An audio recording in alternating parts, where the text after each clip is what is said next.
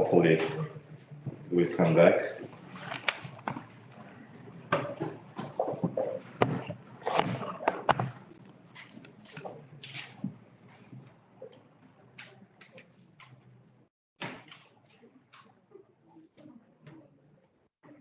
All right.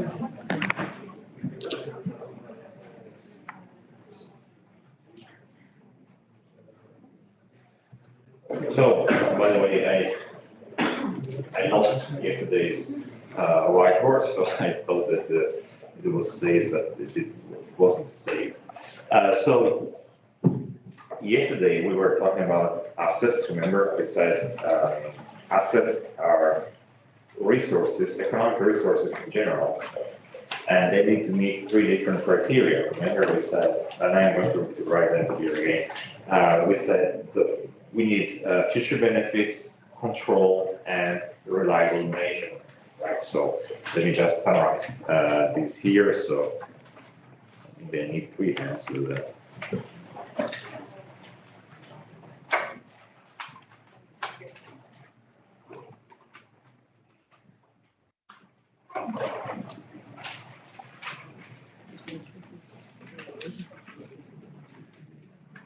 It's really hard to write here, so this is part of my handwriting.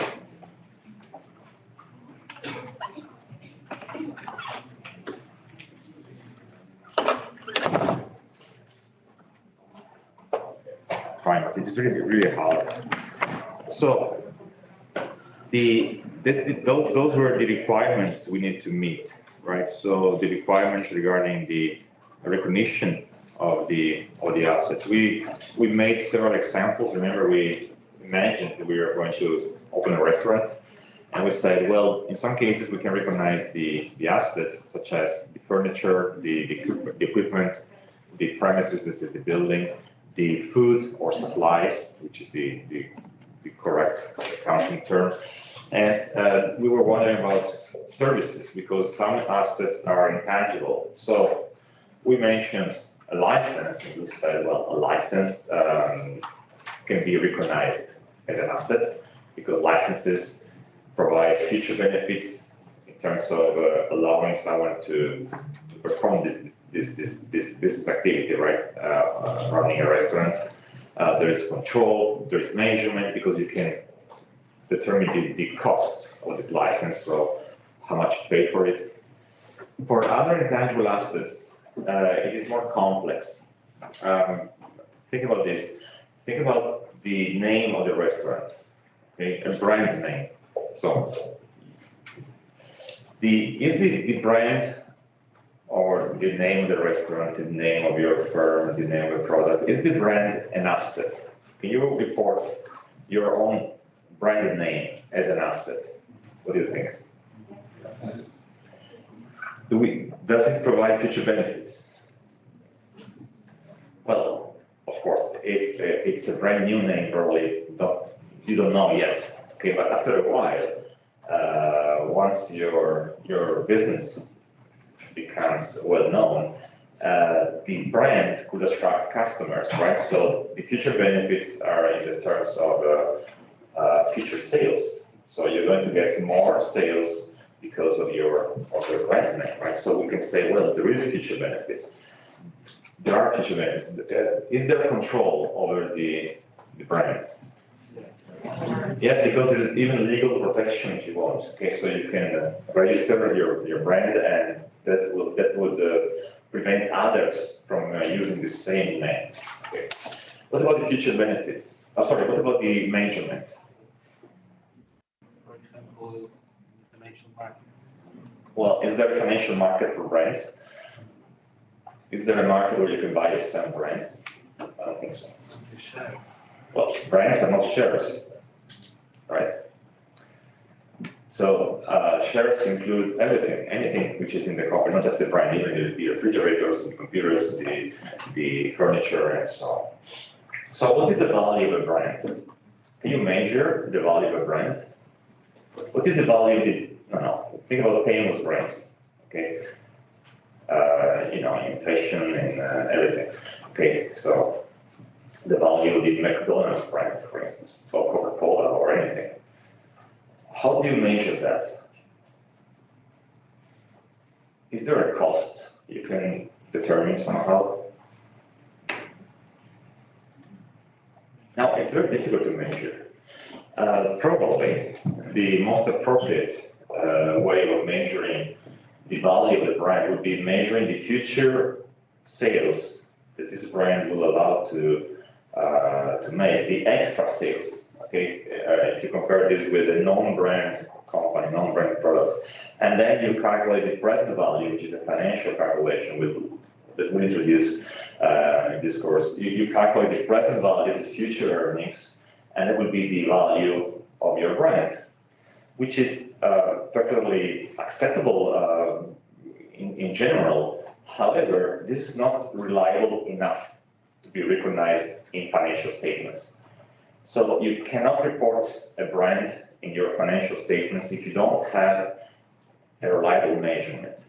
That means that all those famous companies with their famous brands, okay, they don't report their brands in their financial statements because they cannot, because they can't measure the value of their brand in a reliable way.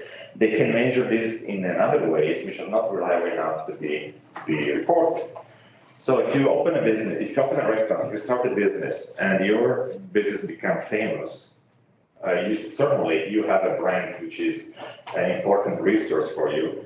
You cannot report this in your financial statements because you don't have a way to measure this brand reliably. However, brands do appear in financial statements, and that's when companies buy them.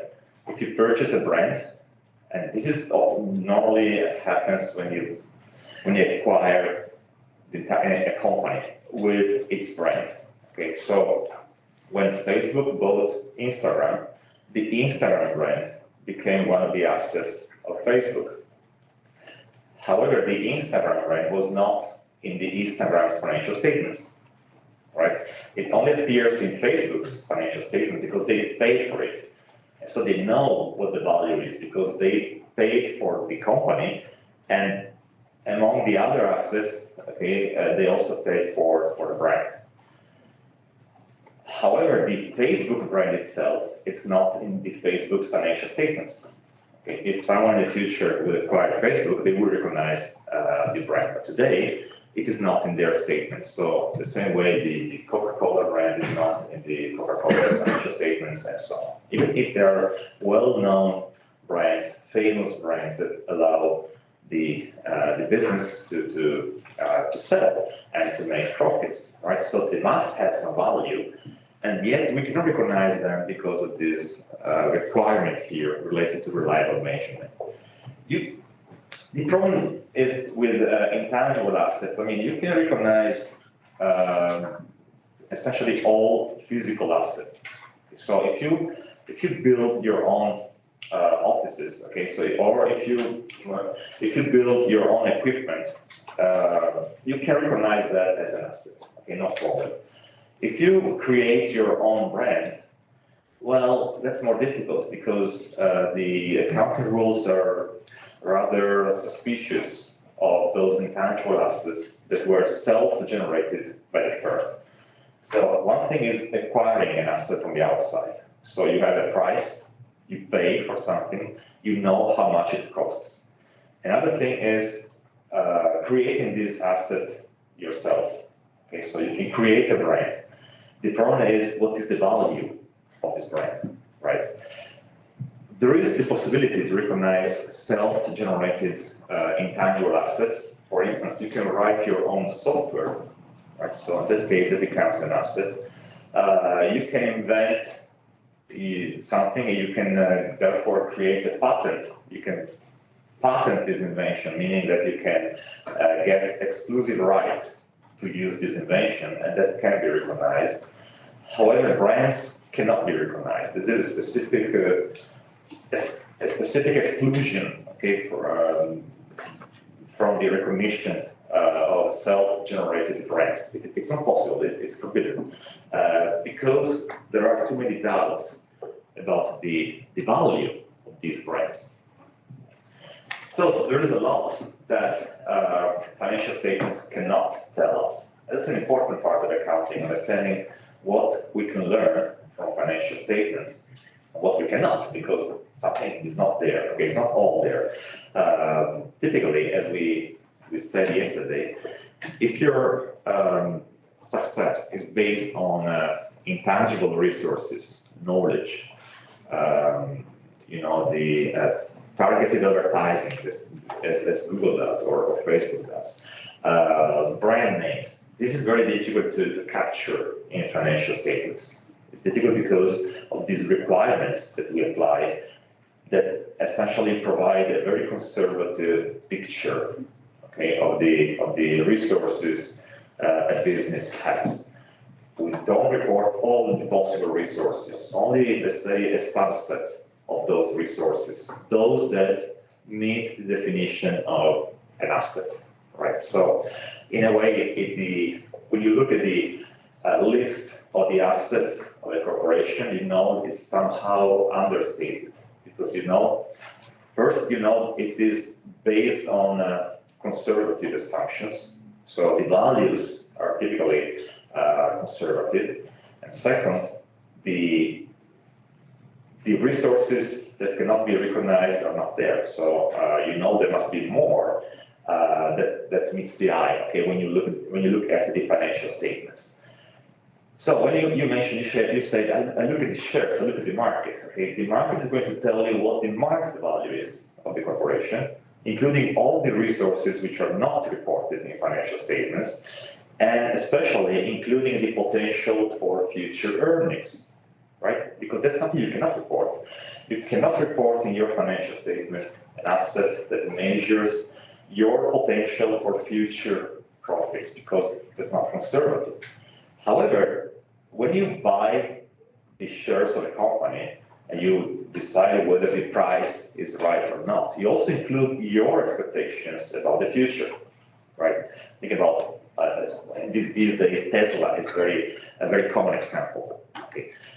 The value on the market of this company, that manufactures electric cars, is much, much higher than what they report in their financial statements, like 10 times, 15 times, 20 times higher. Okay. Why is that?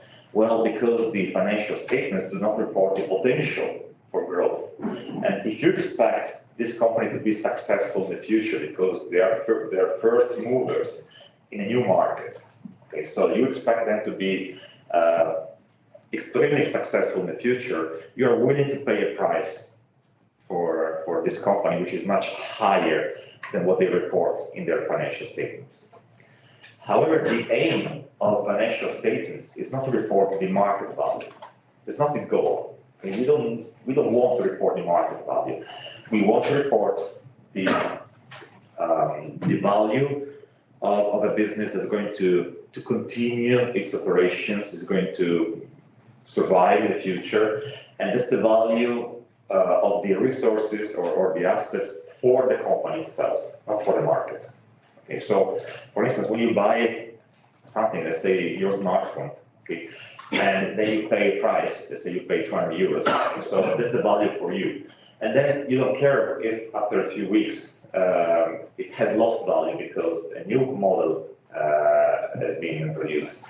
That's your asset, and you only care about your use of this asset, not the market value, unless of course you're in the business of buying and selling smartphones.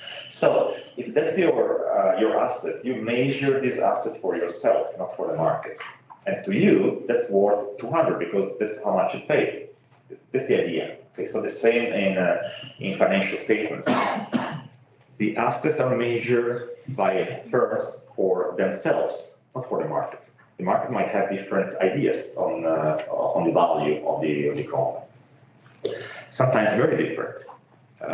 So sometimes the market value can be, as I said, 5 times, 10 times, 20 times the value you see in the financial statements.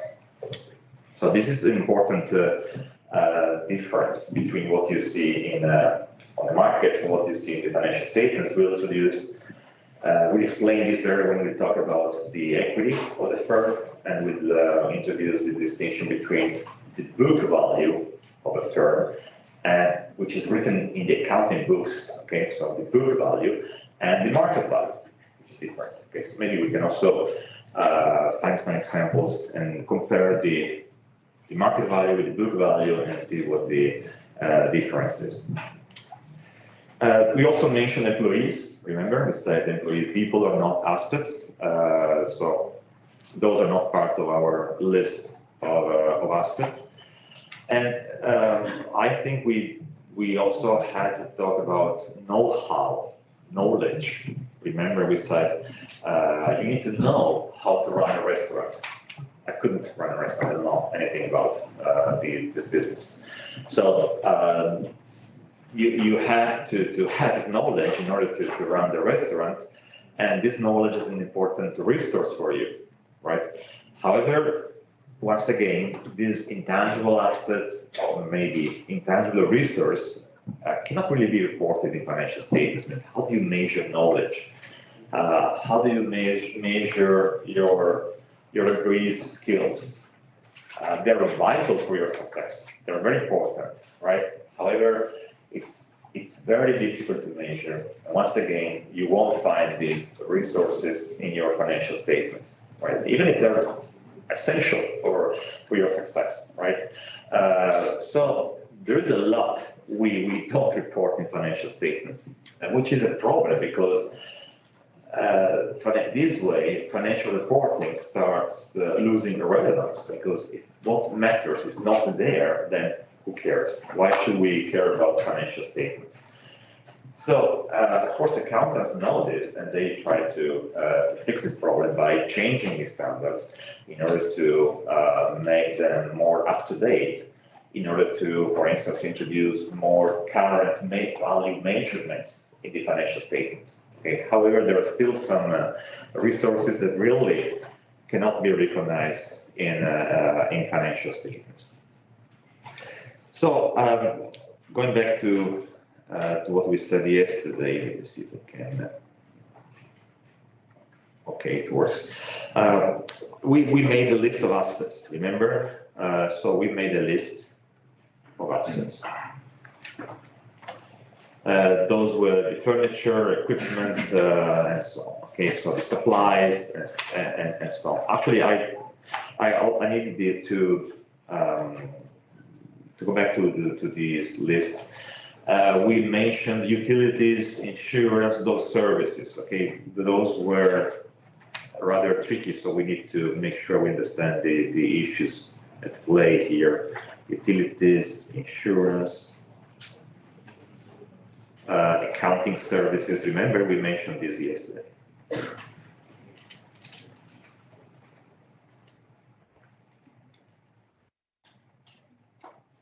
Let me check. Those were, you can zoom in.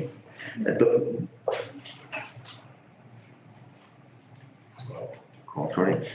Okay, so those were resources. Okay, we don't know whether they're assets or not. They were resources that we needed to examine. And for instance, we say those are services. Okay, so all of these are services.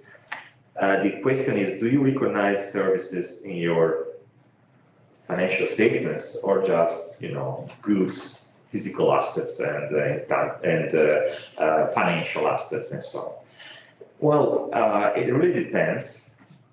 Some of these services, well, this is unlikely, but some of these services might have a long-term life. Okay, advertising, remember we also mentioned this. So some services are, let's say, long-term resources, but it is difficult to argue that utilities or advertising or accounting services might have long-term usefulness for the firm. By long-term, I mean, for instance, intangible assets such as patents, licenses. Okay, those copyrights, they have long-term life. Okay, we'll learn that those are called plant assets, and we see how they are treated in accounting. These services normally are short-lived. So They are normally offered on a pay-as-you-go basis, okay, so you pay the telephone bill, you pay the electricity bill, you pay the fee to the professional accountants, to your lawyer, and so on. Okay, so in exchange of these payments, you get a service. And then you use the service as it is rendered by the provider, right? And it's not like you can store a service and use it say on some other day. It's not like acquiring supplies for your restaurant, okay? You can store supplies in your refrigerator and use them a week later, okay? And that's fine, and then it means those supplies can be bought in one moment and used in another.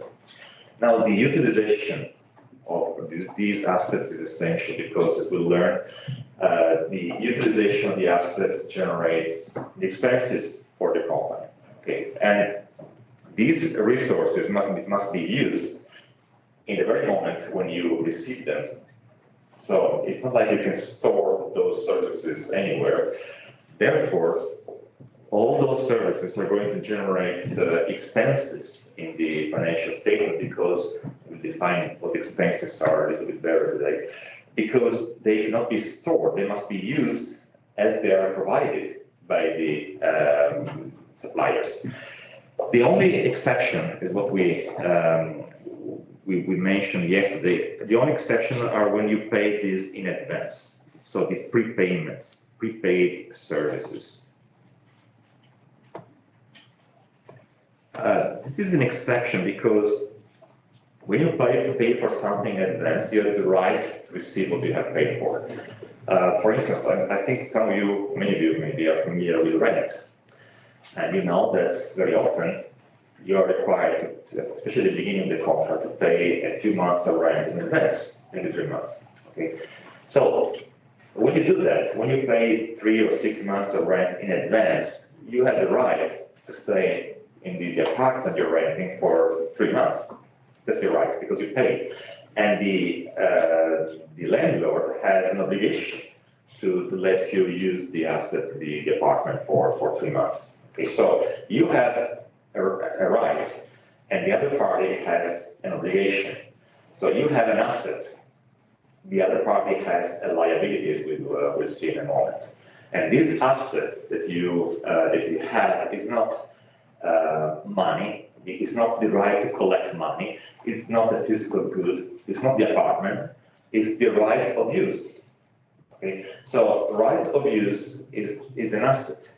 And if you pay for this asset in advance, then it appears in your financial statements. And we'll see some cases where it does appear in the financial statements. So this is the only exception, because normally, if you pay rent for the current month, if you pay your telephone bill, if you pay for professional services, those are not assets, because you can't see the future benefits.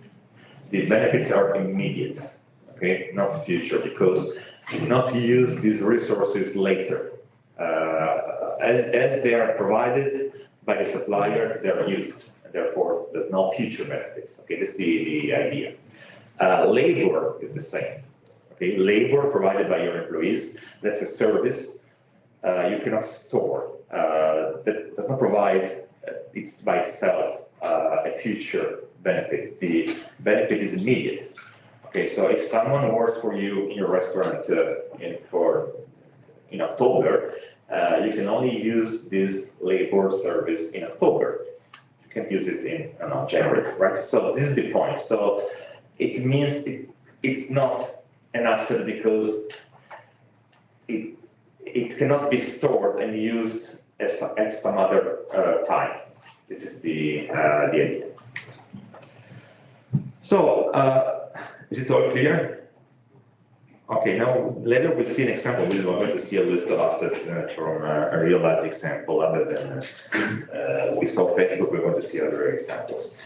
Now, this is one side of the problem. Remember the resources we need in order to be successful. How do we acquire those resources? That is, where does the money come from? Okay, where do you get the money which is necessary to open a restaurant?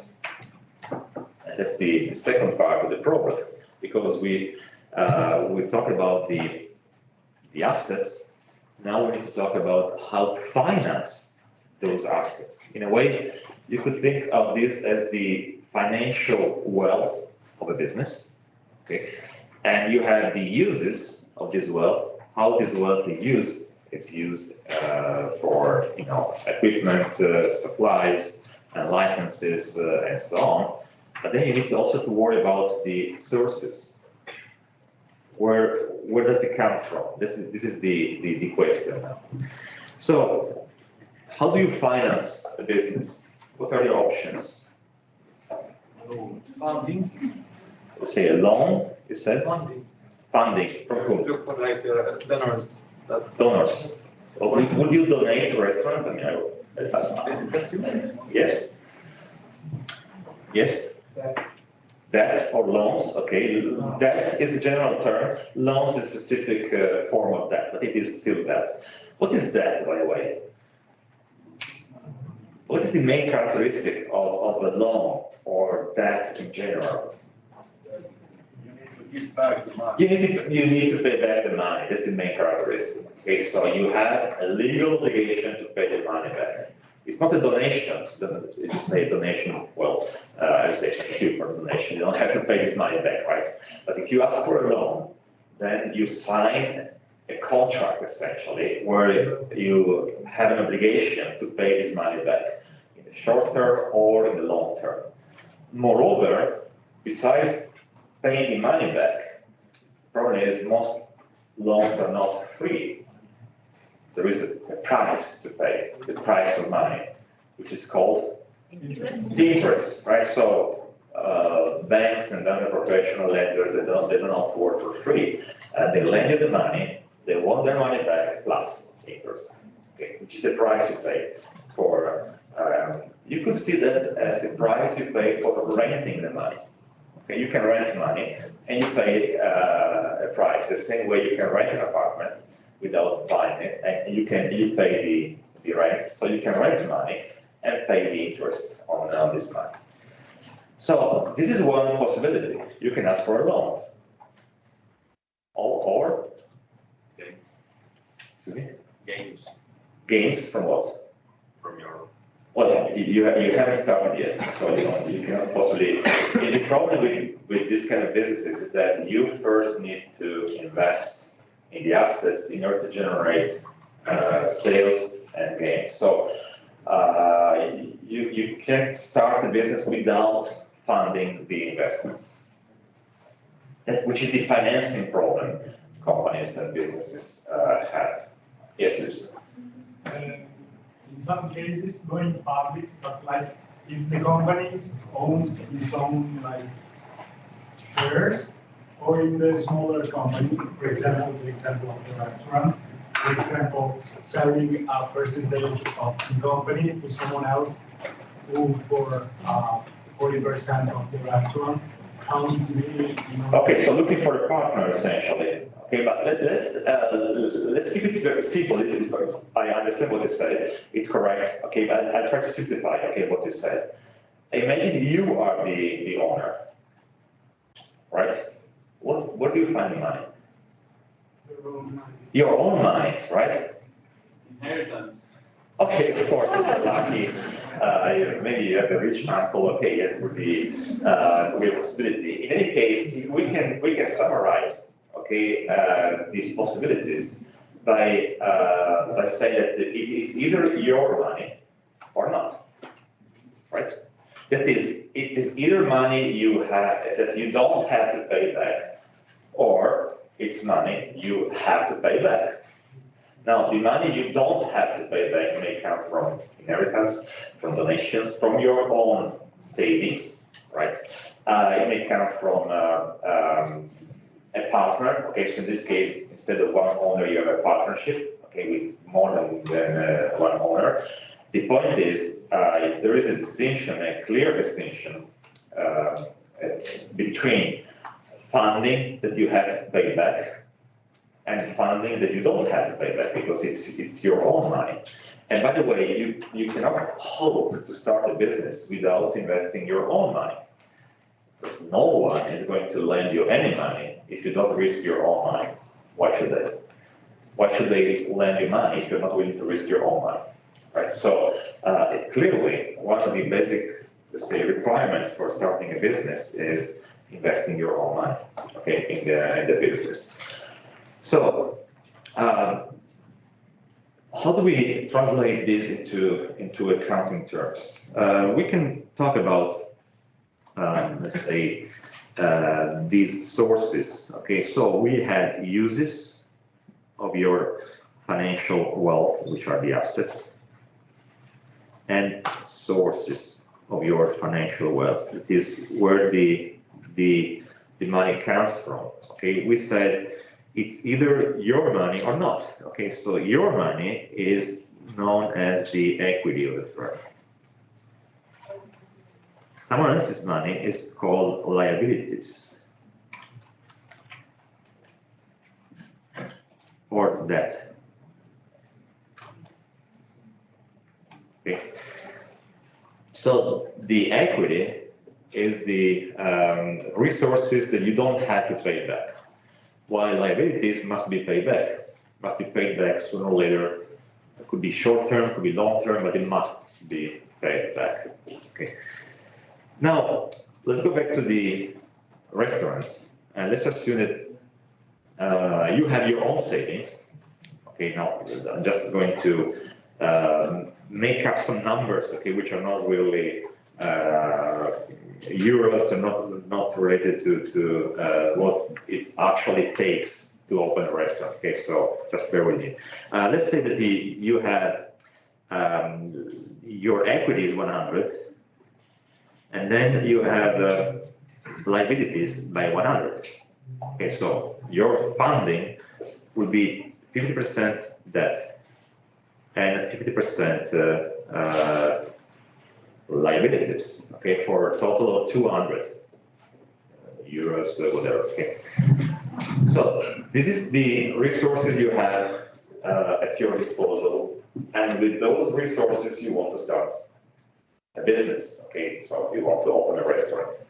Now my question is, what is the value of the assets you can get with this sort of funding?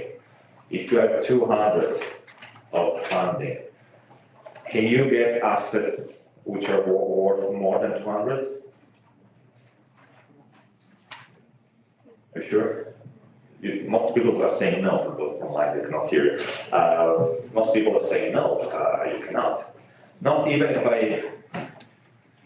maybe if I buy on credit. Buying on credit means acquiring something without paying immediately and going to pay later. What do you think? Careful, because if you buy on credit, you have more liabilities, right? So your liabilities are going to increase. Okay. So can we agree that you cannot invest more than 200? By investing, I mean you cannot get assets, okay, which are worth more than 200 if your financing is 200. Okay, right? Can you invest less than 200? No, why not? Can I invest 180? What about the remaining 20? Where are they? Not in the company. Excuse me? Not in the company. Where are they then? They're still the company, because we said that money is an asset, right? Think about this. Before starting operations, okay, when you get the financing for your business. Okay, all you have is 200 in financing. What about the assets? Do you have any asset? At this stage, you haven't done anything yet. Are there assets at this stage of the life of the business? Day zero. Okay, so day when you decide that you're going to start a business, to open a restaurant, you haven't done anything yet. You haven't invested in anything. You just secured your financing. So okay, we have 200. Are there any assets? your money. And how much is your money worth? 200, right? So even if you don't do anything, you still have 200 worth of assets. And why is that? So your cash here, you have an asset called cash, which is 200, right? Why does this number appear twice? First, as financing, then as an asset. Those are the same 200, right? It's not like they are different. You don't have 400 euros, okay? You only have 200. So why does it appear twice? Well, it is the same wealth, financial wealth, but you're going to look at this wealth from two different points. One, where it comes from. Okay, it's your money and someone else's money, and two, how it is used. Currently, on day zero, it's not used, so it's just cash. Then you start using this cash, and you're going to start to buy equipment, to buy the furniture, to buy the premises, and so on. You start converting this cash into other assets. Okay. The point is, at any moment, when you measure the assets, you measure the liabilities, you measure the equity of your firm, at any moment, the value of the assets, okay, will be always equal to the value of your liabilities plus the value of your equity, always. Okay. Why is that? Because the two sides of the equation are two different expressions of the same concept, which is the financial wealth of the business. So the left side says how the financial wealth is invested, is used. And the right side says where it comes from. It is the same wealth. So this is a sort of double view we have in accounting, which is essential in order for us to understand the financial statements and accounting in general. Okay, and this is important. It even has its own name. This is called the basic accounting equation. Okay, so it's very simple, but it is an equation. Okay, so this is the basic accounting equation, and it's the foundation of all this course. Okay, so it's very simple, but keep this in mind because I'm going to explain everything. Okay, starting from the basic accounting equation, from simple problems to more complex problems can be explained using this. Okay. From simple transactions, opening a restaurant and buying a refrigerator, to complex financial transactions, investing in derivatives or selling insurance. Those can be explained by looking at this equation. Now, why is this equation true? Because think about this. Think about the money you have in your pockets right now. Okay, so let's assume you have, I don't know, 20 euros, right? That's money, right? So that's now it's cash in accounting. It's one of your assets. Okay. What other assets do you have? My phone. Excuse me? Phone. Okay, you have a phone. Okay, that's an asset. You have well, I see your clothes, so certainly that's one of your assets. Okay, and maybe you have a vehicle or a bicycle or anything. So those are your assets, right? And some of these assets are cash and some others are not. So let's focus on cash now. So those 20 euros of cash in your pockets right now, those are assets. Where do they come from? Do we have to pay this money back or not? That's the question. If not, they also measure the equity, your own equity. If you have to pay this money back, maybe because you took a loan, or maybe because yesterday you forgot your wallet at home and your friend lent you 20 euros for lunch, so now you need to pay this money back to your friend. So in this case, it is a liability. Okay. However, the value would be 20 euro. That is, those 20 euro they measure an asset and a claim against the asset by either yourself, which is weird, but I'll explain why, or by someone else. Okay, so liabilities and equity are claims against the assets. In case of equity, claims of the owner. So you yourself claim those 20 euros and say, those are mine. Or to be claimed by someone else, in this case, a creditor, okay, someone to whom you owe money, okay, a creditor. Those are the same 20 euros. So those 20 euros measure at the same time an asset, and they measure the funding of the asset, okay, the source of this asset. Now, let's assume that now you spend those 20 euros for buying something that has some future value for you, that provides future benefits to you. Okay. I would love to say an accounting book, but unfortunately, not because it doesn't provide value, because it's going to be more expensive than that. So let's say it could be anything that you can buy for 20 euros that has future benefit. Let's say a book, not an accounting book. Okay, let's assume you like reading, and you buy a book that you really enjoy. So when you do that, of course, if we think in terms of our personal finances, we tend to think, well, I'm worse off than I was before because I have less money, right?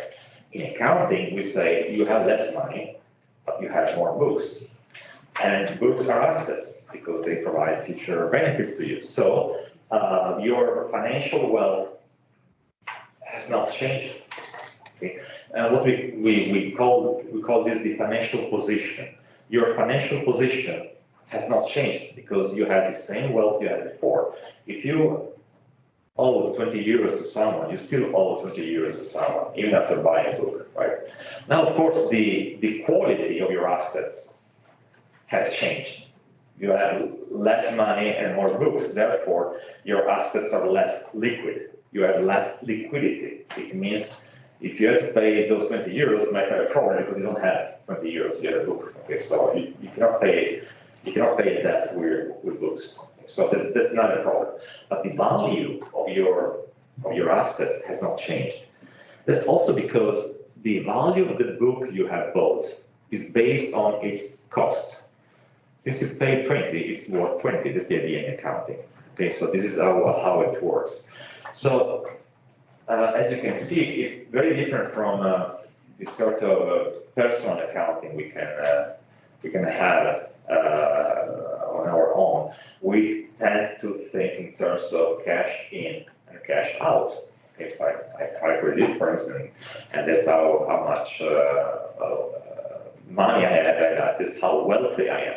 But then in accounting, we think in terms of assets, all the assets, including the non-financial assets, including assets other than cash, and claims against the assets. Okay, so in this case, liabilities and equity. And we call this the financial position of the firm, which is part of the information we get from financial statements. Why does it matter? Why do you think it would be interesting to know the financial position of a firm? What's the usefulness of knowing this? Yes. Yeah, for instance, if the business can pay its debt, first of all, the proportion between debt and equity. Okay, first of all, because now we say 50%. Okay, it could be 10% equity, 90% debt. Would be a very different picture. Same funding, same assets, different financial position, right? So higher percentage of debt, and that's a risk. Why? Why is it a risk? Simple, right? Because the higher the debt, and then the higher the chance of not being able to repay this debt. Okay, so the risk is higher. However, the total amount of funding would be the same. So knowing this is useful. I want to know what the financial position is. I want to know what the assets are. Are they liquid assets or not? Is it all cash, or is it investments that I cannot really sell quickly in case I need the money? What about the sources? Is it equity, or is it a mixed debt and equity? Is that higher than equity? Okay, so those are data we can get from looking at this financial position of firms. Moreover, if you realize that the assets are equal to liabilities plus equity. Therefore, we can assume that assets minus liabilities are equal to the equity, right? Because that's enough for mathematics. So the equity is a difference between assets and liabilities. And the equity is a difference. It means that the value of the equity is equal to the value of the assets minus the values of the resources you have to surrender in the future to someone else. That's your net worth, okay, net assets. That's why the equity is also known as net assets, net worth, or book value. The equity is the book value of the firm, assets minus liabilities. Okay, so you have the assets, you subtract the liabilities, what's left is the equity. It all stems from the first assumption, the basic accounting equation. Okay, so assets minus liabilities, sorry, assets are equal to liabilities plus equity. If you believe that, if you understand that part, then it's trivial to understand that then the equity must be a difference. And a less trivial passage would be understanding that if equity is a difference, it means that equity does not exist. It is more trivial. Why is that? Because equity is the difference between the assets, which are real, liabilities, which are very real, because you have legal obligations to pay this money back. What's left is a measurement of the net worth of your business. Okay, it's not something you can touch and see physically. It's not something which is you can find somewhere in a business. Okay, but you say, well, I put 100. Where are they? Well, your 100 euro equity are now invested in your furniture, equipment, supplies, all the license and so on. Okay, so it's not like you can see them somewhere. You know they're there because you know that you have funded your business with 100, but you don't see them in reality. Okay, so it's the difference. It's the difference that measures the net worth, the net assets of the business. And we see that this difference, this equity, has a vital importance for us. By the way, another consequence is that we don't measure the equity directly. We measure the assets. So we have furniture, equipment, supplies, licenses. We measure those assets. We measure the liabilities. So if I owe 100 to someone, okay, that's the measurement I'm making. The difference between those two measurements is the value of the equity. You don't measure the equity directly. There's no way. Okay, there are no measurement methods. The accounting standards, you see, for instance, there are like 1,500 pages of rules, okay, which the vast majority are on measuring the assets, measuring the liabilities. You won't find any rule about measuring the equity because it's a difference. Okay, so they tell you how to measure the assets, how to measure the liabilities, and that's the difference between your equity. Okay, let's have a break now. When we continue, we'll see a real example of a financial position of the firm, and we'll try to see what information we can get from there. So we have a 10 minutes break.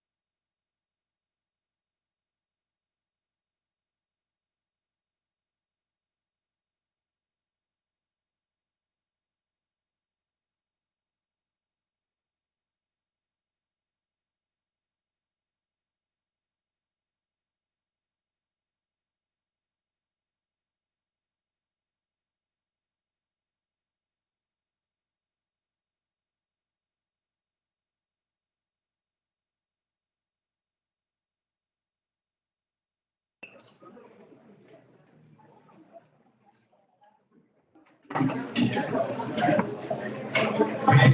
right, so we introduced the concept of equity or net assets or net worth, okay, of the firm. And we also mentioned something called the financial position of the firm. This is one of the areas we were going to investigate when inquiring about the financial health of a business. Okay, so we want have a healthy business, and one of the areas we want to investigate is the financial position. Next year, advanced accounting, you learn how to analyze the financial statements, how to express your opinion about the financial statements. Okay, for instance, regarding the financial position. Okay, of course, this year we're just going to introduce the concepts, and maybe I'm going to give you some hints on how to assess this financial position of the firm. Now, let me show you an example. We saw Facebook, yes, just a few items we didn't discuss about the entire statements. Okay, let me show you now. Let me show you another statement, and it should be here. This is Campari now. I know that students make fun of me because I keep using this company. And not because, I mean, I don't have any interest, I mean, I don't get any money from that. But it is simply very clear how it's printed very clearly, and it shows on my screen in a very clear method. So it's easy to use as an example in class, is the only reason. Campari is an Italian company or group. Actually, it was Italian, now they moved to the Netherlands. So they had just moved to the Netherlands. So it was an Italian group. Now it's a Dutch group. But I think it's known. Okay, it's a known company. They produce spirits and wines, and they prepare, of course, their financial statements. So we're going to have a look at their statements. And maybe. I can show you. Okay, some of the, this is their financial report at the end of December 2020, which is the most recent, of course, annual report they published. Then there is an even a more up-to-date report for June the 30th.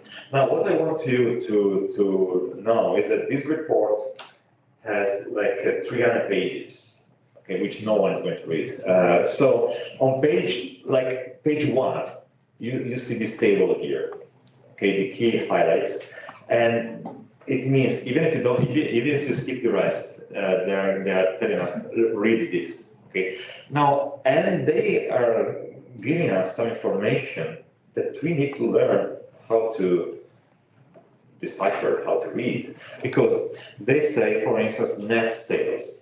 I think that's obvious enough. Okay, what they mean. But we need to discuss why do they say net. Okay, and we'll learn what net means. But those are sales. Okay, 1.7 billion of euros. The sales or revenues is also a measure of size of the business. Do you remember the sales of Facebook?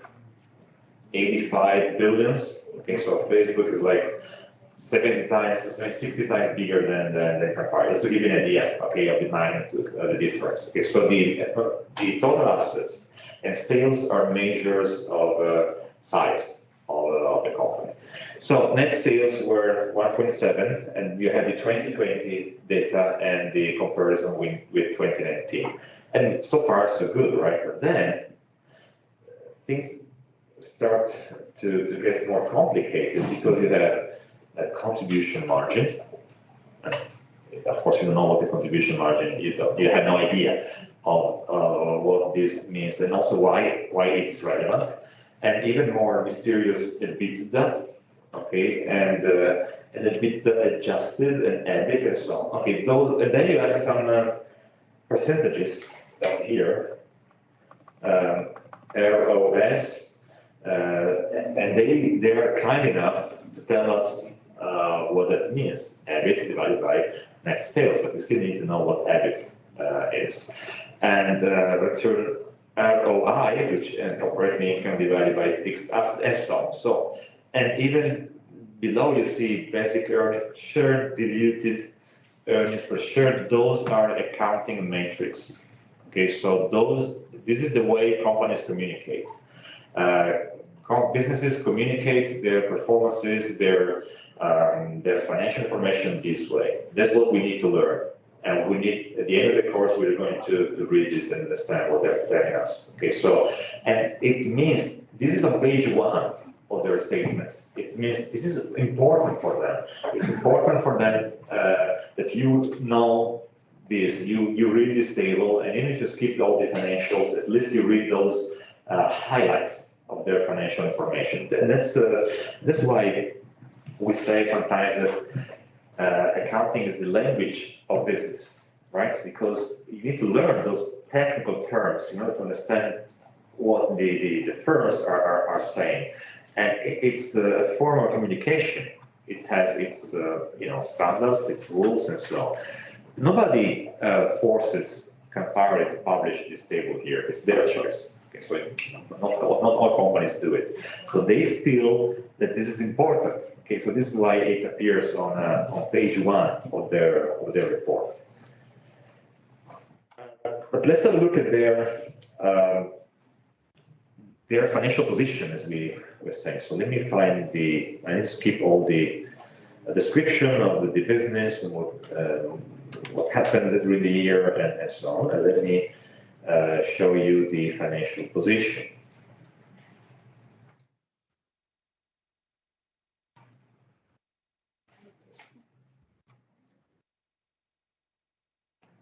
Takes a while, but we're going to get there.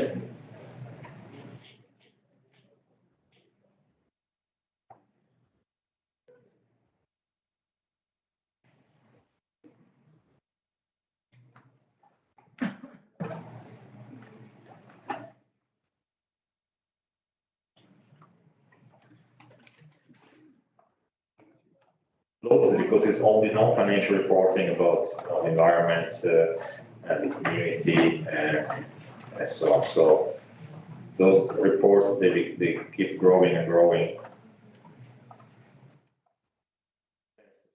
Pages for a company as Campari. And Facebook is like half the pages.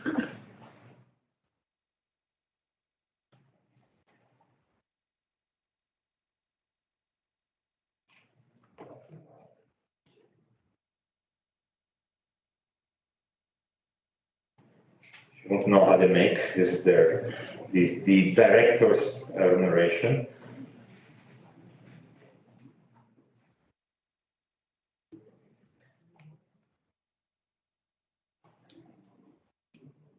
Okay, here we go. Almost there. Almost there, and this is the statement. Actually, it says consolidated statement of financial position because this is a group of companies.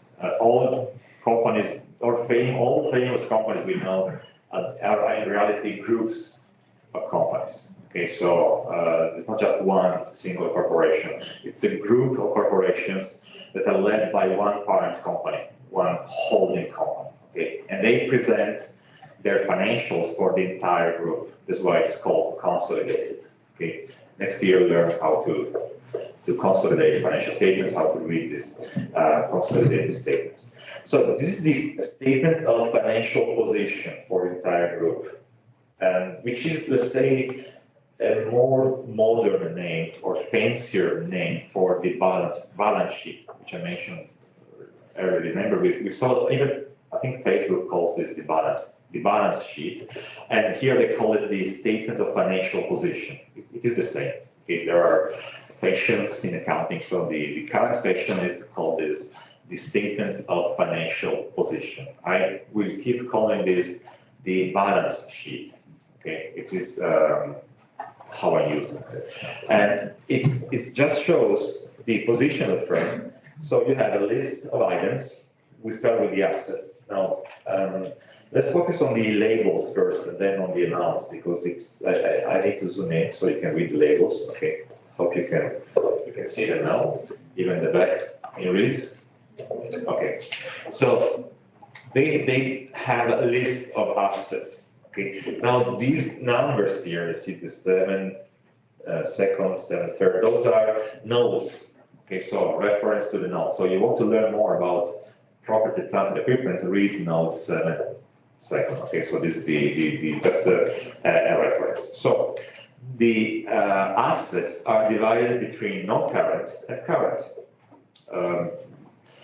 I need to explain this. I will introduce this distinction, but non-current means long-term, of course, and the current means short-term, although in some cases it might be rather more complex than that. And we need to, of course, agree on what long-term and short-term mean, right? So typically it's 1 year. Okay, so long-term is anything that's going to become cash in more than 1 year. And short-term is in less than 1 year. So for instance, if you have a building, this building is going to last, okay, to remain in your balance sheet for more than 1 year. And if you are food supplies in your restaurant, those are going to remain in your restaurant for less than 1 year, starting from December the 31st, 2020, which is the reporting date, also known as the balance sheet date. Okay, the reporting date or balance sheet date is the date to which all those items refer. So they have property, plant, and equipment, which is rather obvious. It means property, of course, land and buildings, plant. This would be, for instance, something you cannot move. Okay, so for instance, the heating system, the network, the cable network in an office, and the telephone network, and so on, and production plants and equipment. Okay, so machinery and computers, furniture, and so on. And those are physical assets, which are also long-term assets. And then they have right of use assets. Remember when we mentioned that if you pay for something in advance, you have the right to use it. Okay, this is part of these assets here, right? So they don't have the ownership of some of their assets, but they have the right to use them because they have an agreement, a rental agreement or a lease agreement. Okay, so those are the assets they appear here. They even have biological assets. Now, the reason why they report it separately, because they are measured at market value. Okay, this is the product. What kind of biological assets can they hold? Any ideas? Animals. What kind of animals do you need in order to make spirits? Chemicals. Oh, chemicals. Are they biological? I mean, biological means living. Plants and animals. Those are biological assets. How do you make wine? What do you need? Right? You need the grapes, and therefore, in order to grow grapes, you need the vineyards. Those are biological assets, right? Plants, they're living, right? So those are biological assets reported in their financial statements. So if you have vineyards, or if you have in other businesses, you might have cattle. Okay, so you have animals and so on. Those are biological assets. They don't have animals, as far as I know. They have plants, okay, such as vineyards and so on. Let's see what else. Okay, investment properties, it means land and building. They typically rent out. They don't use them for their business. It's an investment for them. Then there's something called goodwill, which is essentially. I was talking to some of you yesterday. It's the premium they pay for acquiring other companies. It's an intangible asset. It means that they pay a premium in order to acquire companies they think they are going to be profitable. It is the idea. They also have brands, a little bit easier to understand. Well, I said earlier that you don't recognize your own brands, so this must be someone else's brand, okay? So the brands of the companies they acquired. Yes? Repeat what goodwill is. Goodwill. No, I cannot hear you. Goodwill. Yes. Can you repeat? Okay. Goodwill is an intangible asset that measures the capability of the firm to create value, to make profits. Okay. So if your restaurant becomes successful, you can say it has goodwill, right? Because it's going to generate profits in the future. And if you want to sell your restaurants to someone else, you're going to tell this person, look, my restaurant is going to be worth much, much more than it's written in my accounting books because it has goodwill. It's a good restaurant. People know this restaurant. We had a lot of returning customers. So that would be goodwill. You cannot show your own goodwill in your own financial statements, but you show goodwill when you pay for it. So if someone buys your restaurant, this investor will report goodwill in their financial statements because they pay for it. Okay, so it's a complex topic. I don't have the time to explain goodwill in this course. Next year, okay, you learn about goodwill much more in detail. But it arises from acquisitions. Okay, so when a company buys another company, typically the buyer pays for a premium if the company is profitable, and this premium is called goodwill. And the reason is the market price at which you buy and sell the companies is different from the book value of the companies, because the book value is based on conservative assumptions, right? So we don't report anything on which we're not sure. We don't report future potential for growth and so on. But when you buy a company, you take all into consideration, all of this. You want to know what the potential is in the future. And therefore, you might pay much more that's written in the accounting books. So that's why it appears here, because they made a lot of acquisitions. And by the way, if you look at the amounts, it would be interesting to see the amounts.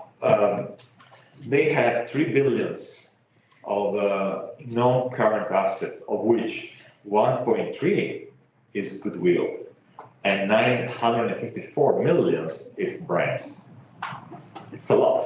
Okay, so it's those are big assets, very important assets for them, because they have like hundreds of brands, not just Campari. Probably even not aware that they operate under hundreds of different brands, and they all belong to that. They have the same group. Okay, and if you read the statements, they describe these brands, and they describe how they are performing in the year. So this company or this group engaged in a lot of acquisitions in the last, let's say, 15 years. So they acquired a lot of competitors, and when you buy a competitor, you buy also their brand.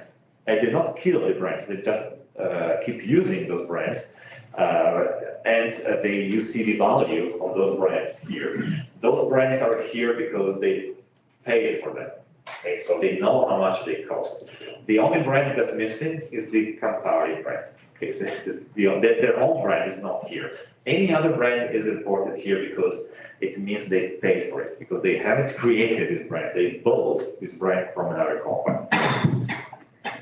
So we have 3 billions of long-term assets, and then we have the short-term assets or current. Now, I'm skipping some of the financial assets for a moment. So the most important category here, well, not the most important, one of the most important categories is the inventories. Those are memory supplies we mentioned for the restaurant. Okay, those were inventories. The inventories are materials, products, supplies.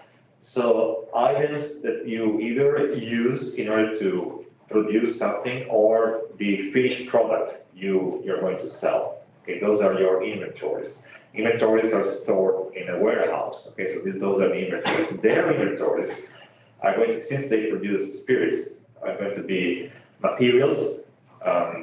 What are the materials? Well, there must be probably the bottles, okay, the glass bottles and the labels, okay, and the grapes, okay, for in order, which are by the way biological acids, in order to make the products, and the finished products are the, of course, the bottle of Aperol Spritz and other products they sell. Okay, so those are the inventories.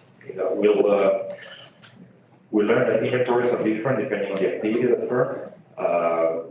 Typically, service companies only have supplies. So if you run a travel agency, you don't have inventories of production because you don't produce anything. You have probably some paper in your office or the printer, toner. Okay, those are supplies. Merchandisers such as supermarkets, okay, and others, grocery stores and so on. They have merchandise, which is items they buy and sell, and manufacturers will have materials, finished products, and unfinished production, which is called work in progress. So it is likely that some of the production, especially we're talking about this field, might be unfinished by the end of the year, by the end of December. Sometimes for some periods it takes 2, 3, 5 years, okay, in order to complete the production process, and therefore aging, right? So it means that some of their products are not finished yet, and they are part of the inventories. Another important item here is trade receivables. I used to call them accounts receivable, and this is also what your textbook says. Trade receivables or accounts receivable, there's the right to collect money from your customers. It means that they sold production to their customers and they still have to collect money from their customers, because in business-to-business transactions, it's very common to sell on credit, meaning that you don't sell, you don't have cash sales, like when you buy something, you pay immediately, right? Well, in business-to-business transactions, the norm is that you send the products to the buyer, and then you send the buyer an invoice that says, please pay within 90 days. And within 90 days or 60 days, or depending on the agreement, the buyer is going to pay. And the amount that was not collected at the end of the year is reported as trade receivables. It's an important part of the assets of a firm. Because of course you always worry about collecting this money. Are they going to collect this money or not? Are the customers going to pay? That's a risk, right? So we need to look at this item carefully. They also have cash and cash equivalents. Remember that Facebook had like 17 billion just in cash. Okay, then of course in this case it is a smaller company, so we can have a look at how much cash they have. Well, they have 548 millions of cash. It seems to me, unless it's the wrong row, let me check. Yes, it's correct. They have 548 millions of cash, which is not bad. I mean, it's a lot of money. And the problem is, normally you don't expect so much cash, because normally companies don't really hold large amounts of cash. Okay, so Facebook is something. It's weird. Apple the same. Okay, and even Campari. Why so much cash? Well, maybe because it's becoming, maybe because they want to spend it, maybe because they're ready to invest this money. Okay, so this could be a possibility, but this would be something that will need some some investigation. Okay, so why are they holding so much cash? Or maybe because cash is rare, so in order to, because borrowing money is expensive, but it is not today, so it's not that expensive. So it is something that probably requires some investigation. Sometimes if you're one of the shareholders and you see this, you are one of the owners, and you see, well, they have 548 million of cash, why don't they give this money to us, to the shareholders, right? So this is actually what happens from time to time. The shareholders demand part of this money because they say, well, you have this money and clearly you don't need it because otherwise you would invest in something else, right? You would invest in property, plant, goodwill, equipment, brands. Since you don't, why don't you pay this money back to us? And this is what happened with Apple a few years ago. Apple had like 100 billions of cash, like a mountain of money. And the shareholders started to say, well, maybe it's time to start paying a dividend, right? So we start to give this money back to the shareholders.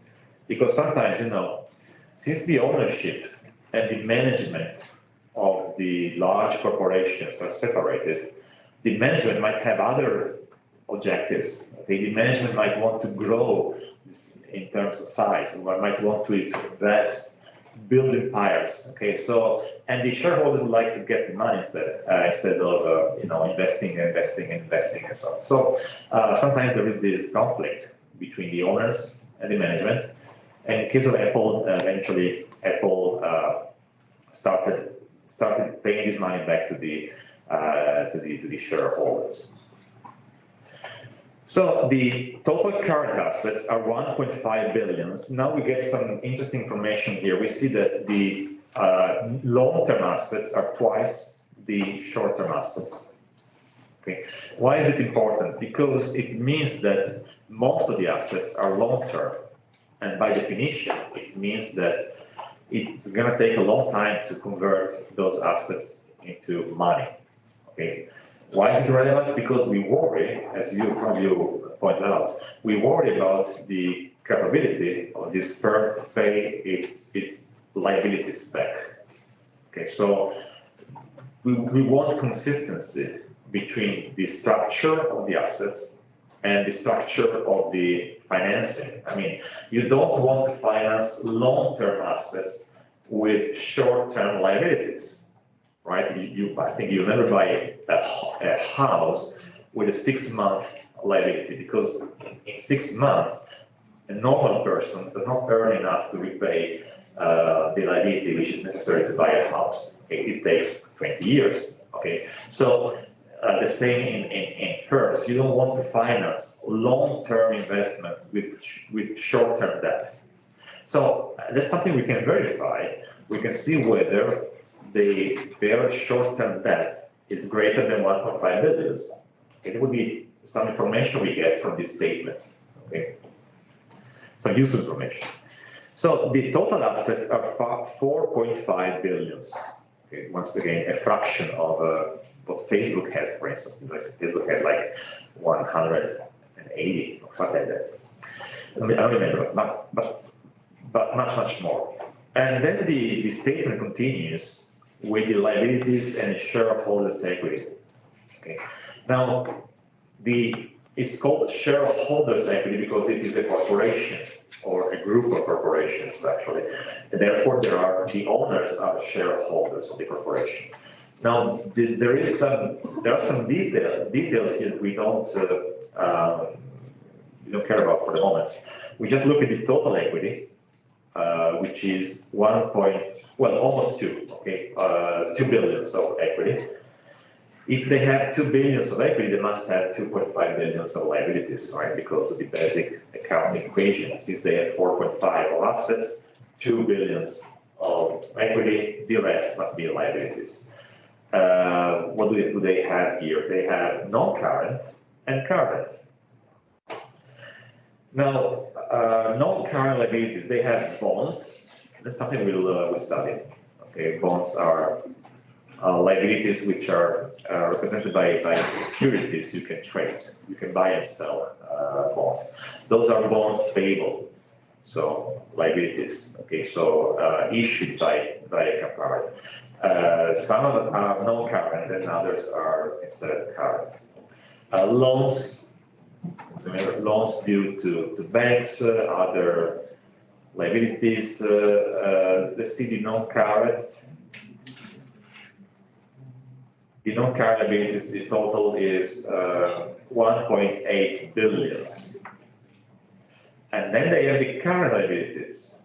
Let's look at the total before analyzing the content. 753.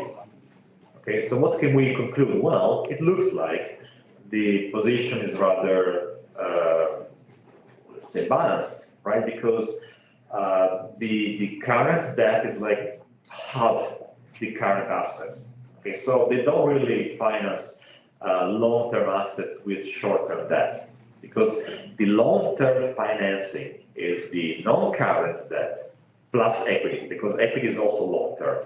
There's no expiration date, okay, no maturity on your equity, because there's no obligation to pay the equity back. Okay, so if you look at this, realize that they have long-term financing, that is equity and non-current debt, by 3.7 billion, and short-term financing by 700 million, 750, okay, which is quite balanced considering the assets, the investments they have. Okay. See, this is a very simple analysis of this statement.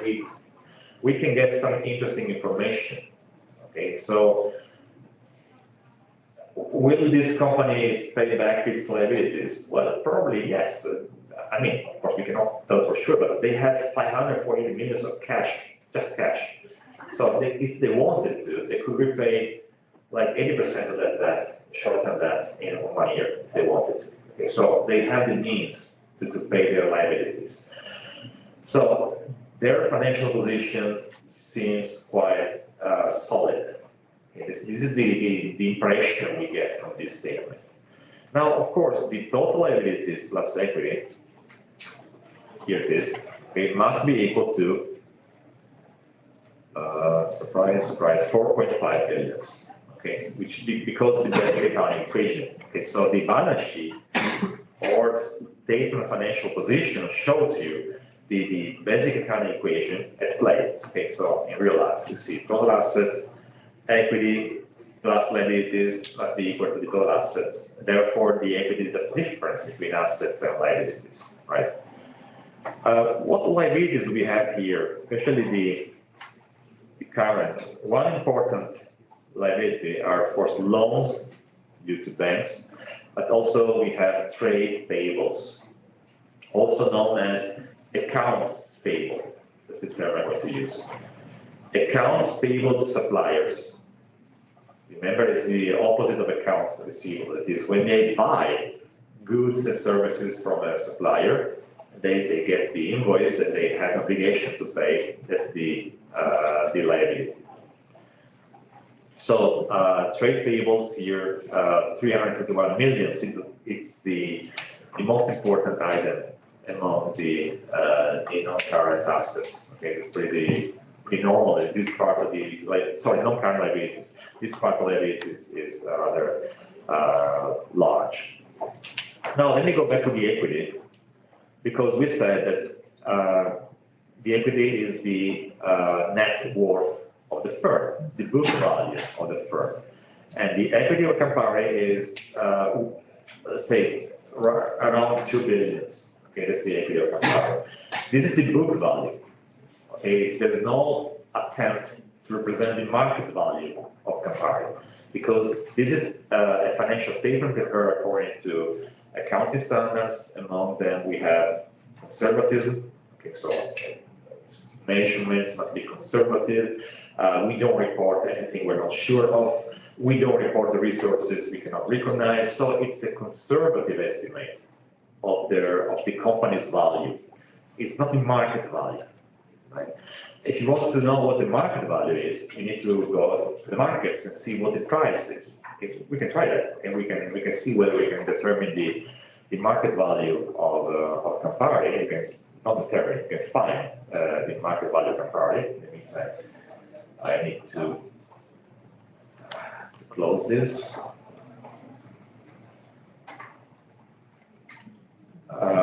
Let's try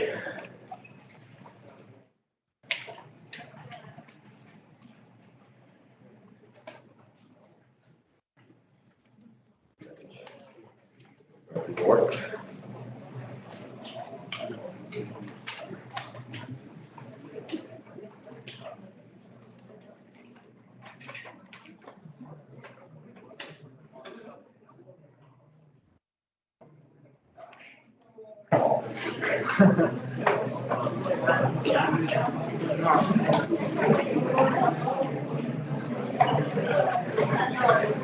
All right, so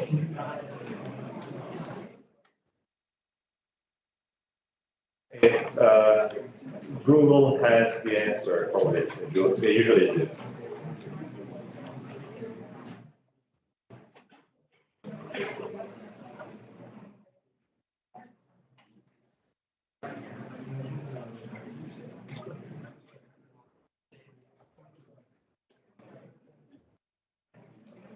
Well, it's not even Google, it's Bing, but it should work anyway.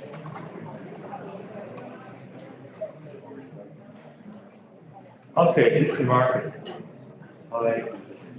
Okay, here it is. It's very small. Let me zoom in. Let me zoom in. I found it. Okay. So this is today's price, actually right now, okay, 10 minutes ago. And if you look at this, they say market capitalization 14.3 billion. Okay. So given today's price, right now, okay, if you want to buy Campari, the entire company, the entire group actually, okay, the entire Campari group, you're going to spend 14.3 billion, which is like 7 times, okay, the book value. Okay, so they have a book value which is much lower than the market value. Okay, it means this company is highly valued by investors because they see potential for growth that they don't report in the financial statements, yet the market sees this potential.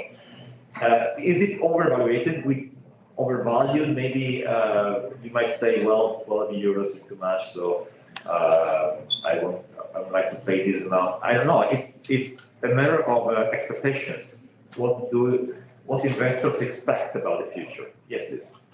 Price called market capitalization, right? The price is the price of one share. No, I mean like there is with an MKT cap.